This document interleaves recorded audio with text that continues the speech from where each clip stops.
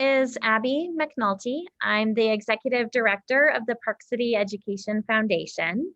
I want to welcome everyone today and a special thanks to our Scholar Circle members who are leadership annual donors of the Park City Education Foundation, who support us in our work of funding initiatives that inspire all students to reach their academic and lifelong potential. Since 1986, the Park City Education Foundation has been a collaborative funding partner of the Park City School District, and we exist because Utah is the lowest funded education system in the country, and 96% of all our locally collected dollars for education, tax dollars for education, leave our community to help fund districts throughout the state. When you give to the Education Foundation, 100% of your donation stays in our schools and in our community to support important programs that your kids love. Mitch, if you wouldn't mind forwarding to the next slide.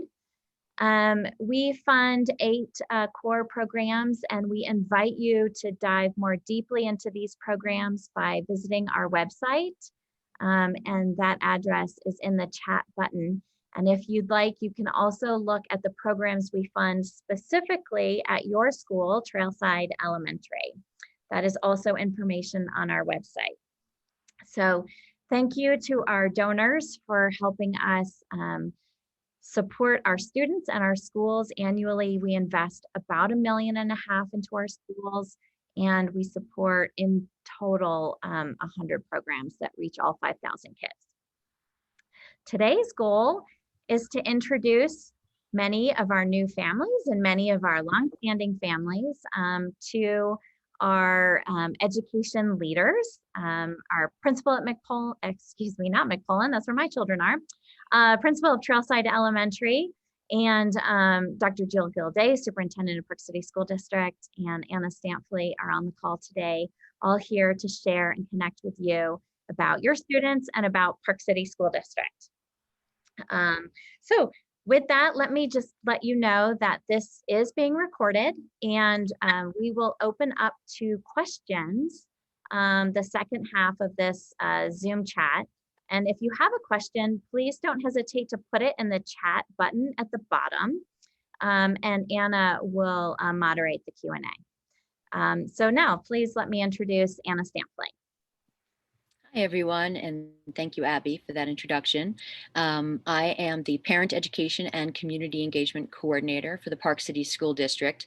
I moved to Park City 3.5 years ago, and when my husband and I moved to Park City from Scarsdale, New York, with our 4 children, our children were entering the school district at various levels. In fact, each one of them was at a different level in our school district here.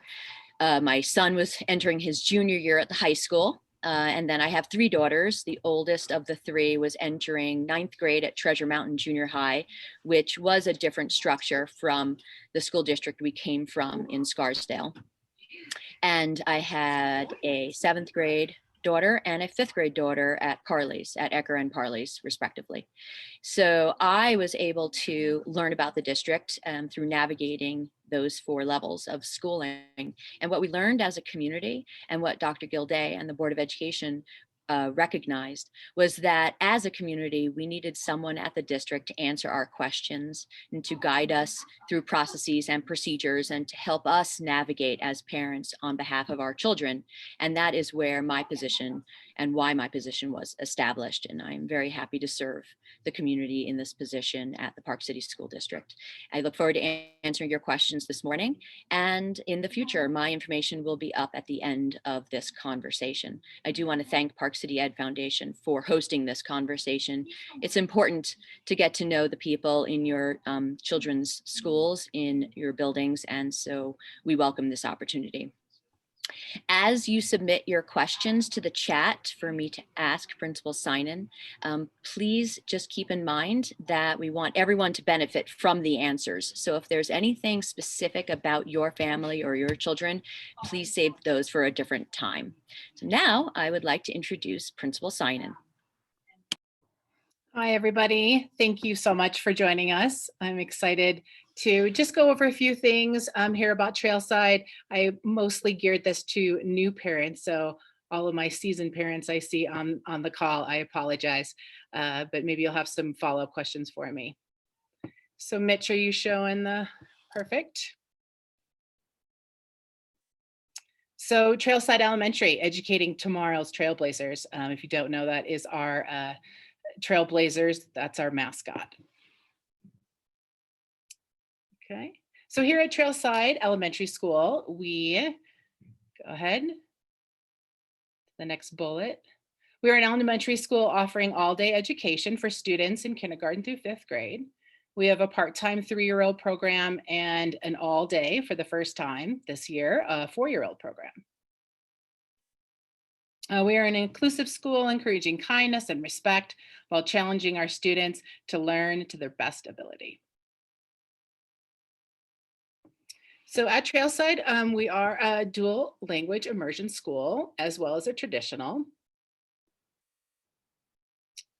Beginning in 1st grade, students have the choice to participate in our French dual immersion school or traditional. Students in the dual immersion school have half of their schooling in English and half in French, with teachers that have lived in French-speaking nations.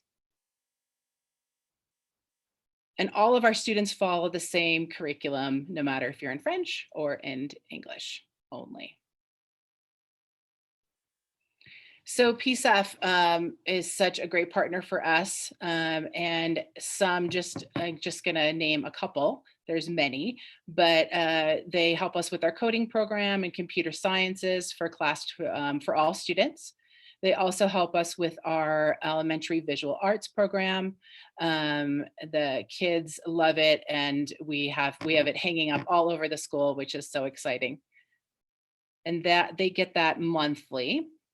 And then also teacher grants, which allow our teachers just to bring in exciting curriculum into the classroom.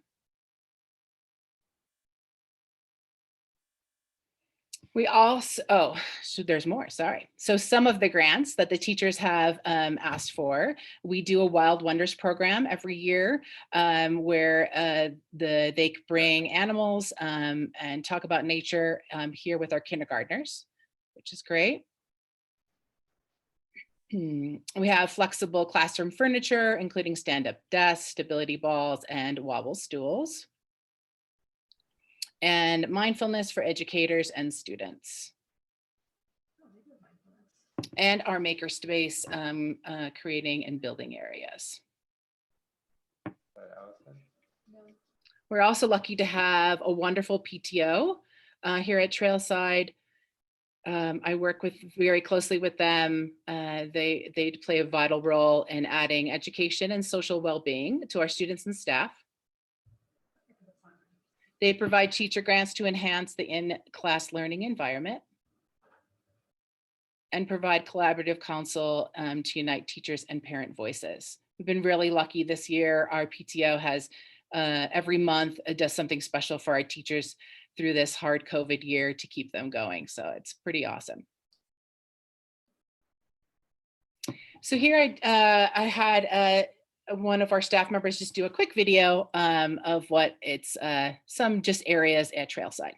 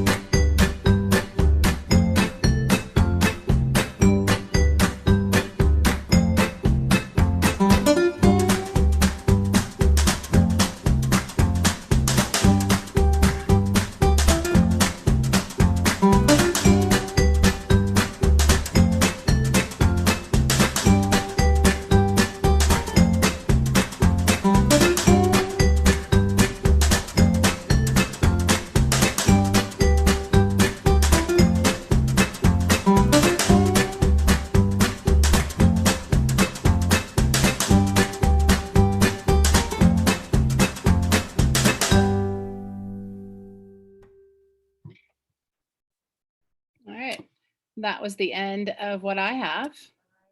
That was a really nice video, Principal Synan. It's a really lovely Right. way to have, well, but it's a lovely way to have shown your school in a day and age where parents can't freely come in and out of the school and see their child playing. I know I always enjoyed that. And so that was a really nice share.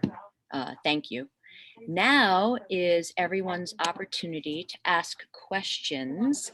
I don't see any questions in the chat yet, but we are here to answer any questions that you might have.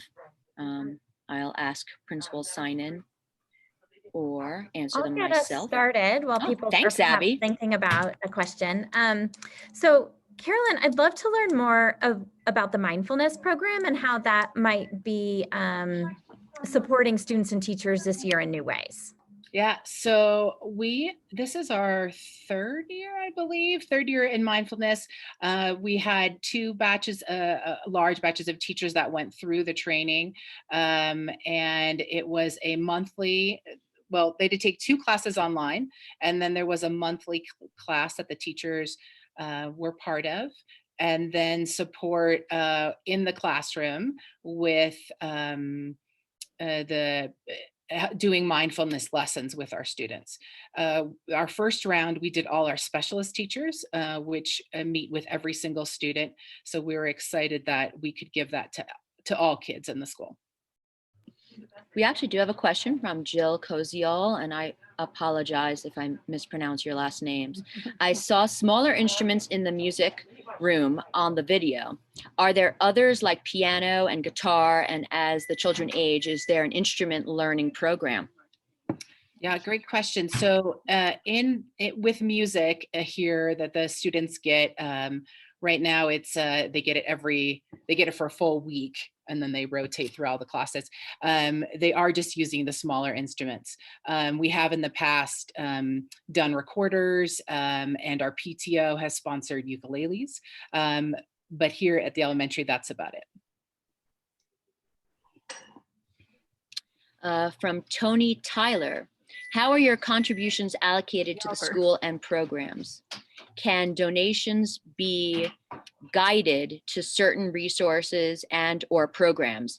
Are donations to the Park City Ed Foundation tax deductible? Yes, all donations to the Park City Education Foundation are tax deductible. We're a 501c3 organization. We bring resources into the organization through a variety of different ways, through our Scholar Circle membership program, our Parent Appeal annual donation. We have 2 events in a typical year, Running with Ed in the spring and a gala in the fall. Obviously, COVID has changed that up a little bit for us. And then once our donations come in, we have a group of very dedicated board members and volunteers to help make allocations based on the grants that we receive. So teachers are invited to write requests once a year to the Education Foundation, and that's every spring, and grant requests are allocated for funding for the following year. In addition, we have an express grant program that's become incredibly important during this COVID pandemic and all the shifts that our schools and teachers are seeing because of COVID, and we've allocated about $50,000 for express grants this year. Teachers can apply for a specific need to solve a challenge in their school or classroom, and we are committed to make those funds available within 24 hours. And I invite anyone who's interested, if you're interested in learning more about the Ed Foundation or programs that we fund, or you want to know more deeply how the funding works, don't hesitate to reach out to me. I'm available anytime by phone or email. And I have 2 children in the school district too, so have a perspective also as a parent. Thank you, Abby. Jeanette just asked if she could ask a question rather than type it, and I said yes. So if Jeanette, you'd like to ask. Well, first of all, our family's new to the school district in Trailside, and I just want to compliment the staff and the school board and the leadership we are so impressed with everything. And I can't even fathom what school would be like in a non-COVID, because it is so good during COVID. And that is really to all of your credit. So thank you for everything that you do for our kids. I have a question for you about the kind of social emotional screenings that are done. I know my kids got like a 1-minute screen when they first got there, and there are follow-up interventions. And I was wondering, is that something that Park City invented? Are you using a standardized tool? I thought that was such a skilled way of checking in on kids. And in particular, like you did the screening, but then you had something to do with the answers you got. Anyway, I just wanted to know more about where that comes from and what guides that work. So that I can't speak to the other schools if they're doing something similar, but that was a brainchild of my counselor and social worker. Just with the COVID and being gone since March, we really wanted to take that time to check in with every single student. So that was something we did here. And then there was follow-up. And then we really looked at that data as well of how many kids felt safe and who asked for follow-up. So that was really important to us. We also do a screener 3 times a year to look at where the students are, and it's based on, do they get well, do they can they get along with other kids? How are they in small group? How do they work with other students? Do they seem happy? All those important social emotional that we look at as well. Great, thank you. A question from Ashley. Is there a science program at Trailside? I know there are some STEM elements. Can you speak to them? Yes, so we have a STEM teacher who is also our PACE teacher. So she works with our gifted students, but also works with every single student. There's like 3 levels: one with every single student, second with some enrichment, and then third in the PACE program that they have to test into. So we're working this year on the new SEED standards, and Dr. Margene Johnston is helping with that as well. So all the kids are getting it. It's great. From Tony Tyler, is there a strategic plan available? Oh, wait a minute, I missed a question. I want to go in order. From Jill Koziol, in normal times, what parent volunteers are needed on campus? So we have many volunteers in normal times. So teachers usually have a sign up at the beginning of the year. Parents come in anywhere from stuffing the folders every Monday to reading with students in small group, helping with math facts, coming for the art monthly for your art lessons. There's the PTO. We usually have some big events through PTO. We do a Halloween dance, a St. Patrick's Day dance. So helping out with those as well. Now for Tony's question, is there a strategic plan available to review currently funded and unfunded desired initiatives, including priority for implementation? Dr. Gilday, do you want to take that one? Oh, I am off mute. I never know if I'm off mute or not. That button. Thank you all for your comments. I've been actually monitoring chat rather than listening. I apologize. So Tony was asking about the strategic plan. I don't know if you want. Yes, and I think, Tony, we probably need to know if you're meaning the PCEF strategic plan, which we just updated last year. So that's something I'm certain Abby could speak to. And then as a school district, each year we try to frame our plans and our funding against the strategic initiatives of the school board. And this year we really, we took the RISE acronym, so relationships, instruction, support, and equity principles. So all of our funding through next year, you'll see kind of bracketed in those areas. But yes, Abby, you probably want to hit your strategic priorities for PCEF, because what we really did was in the committee that worked on the PCEF strategic plan really kind of narrowed the focus, which I thought helped the organization be able to describe the types and kinds of programs they fund. Sure.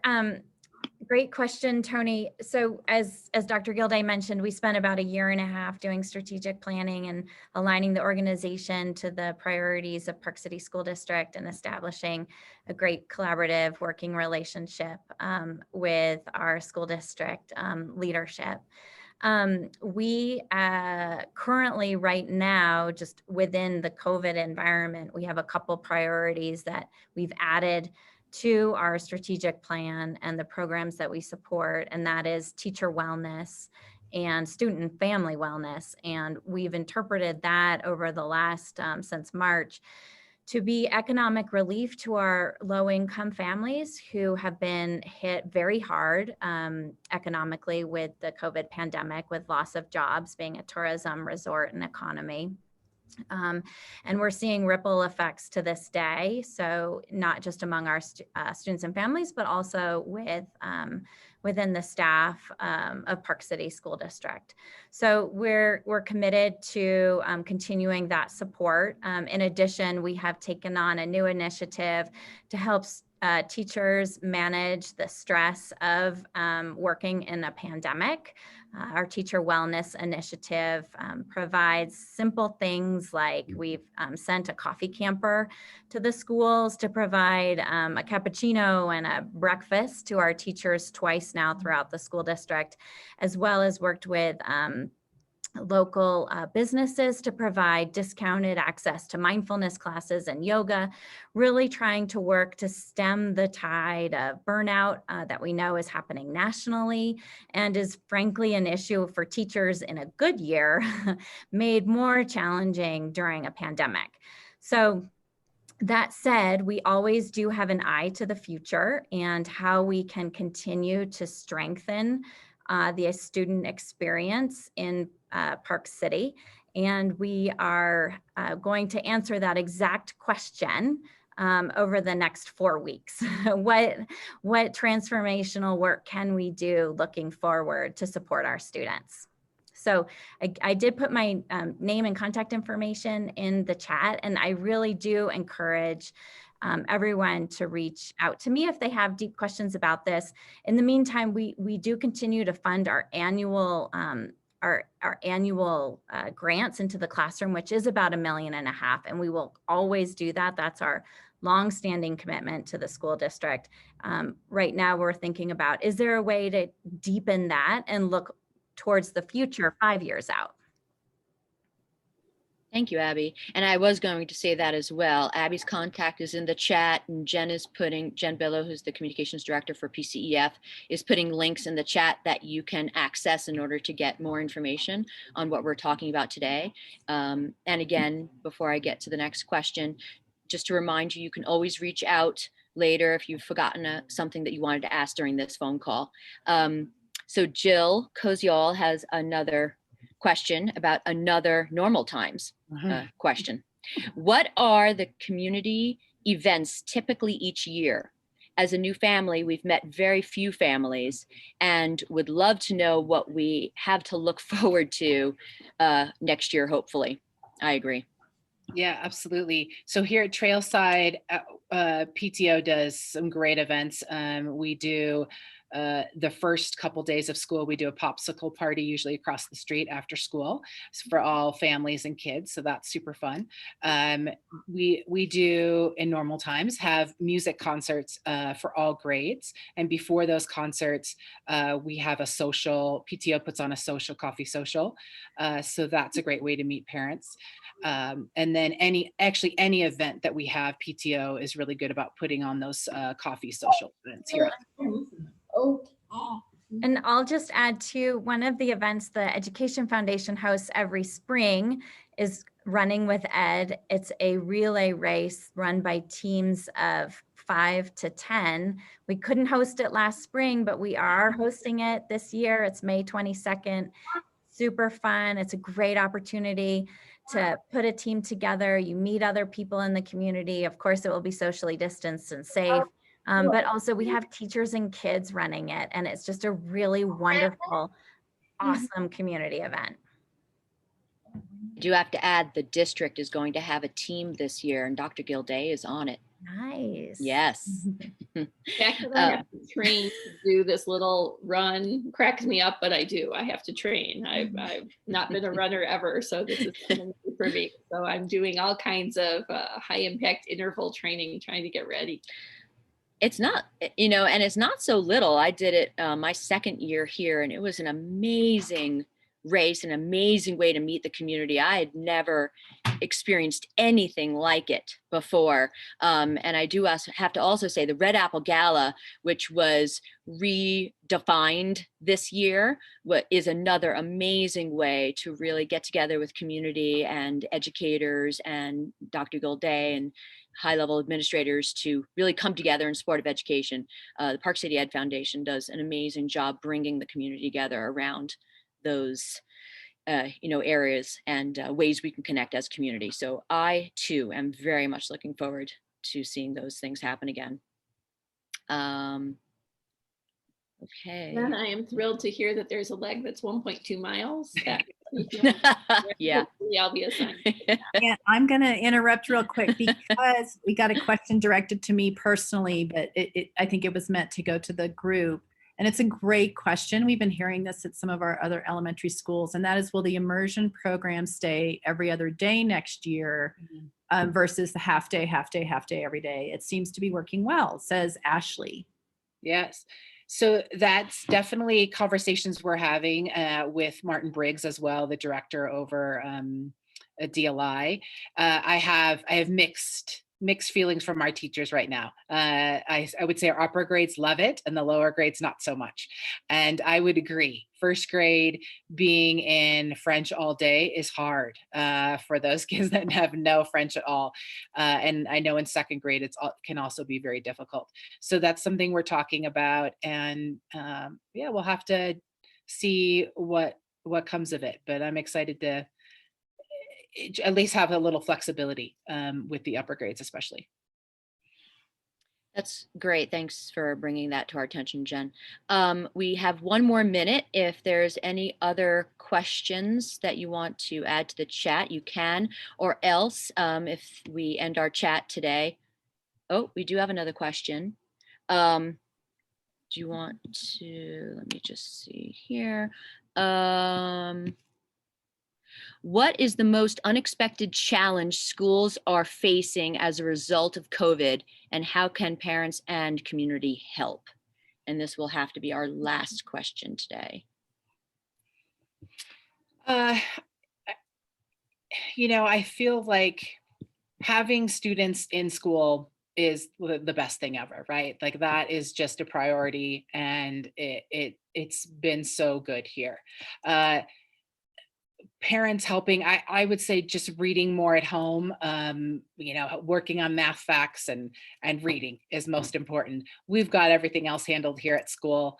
But I would say the most difficult thing right now is keeping kids with their own class, especially at recess. I just heard a little recess. It can be difficult. So nothing you can do, we're handling it here. Thank you, Carolyn, for answering that last question. And again, if you have any other questions, feel free to reach out to me. Here's my contact information, Park City Ed Foundation, or Carolyn Synan, Dr. Gilday. We're always here to answer your questions. And great talking with you this morning and answering your questions. Thanks so much for joining. Thanks, everybody. Thank you.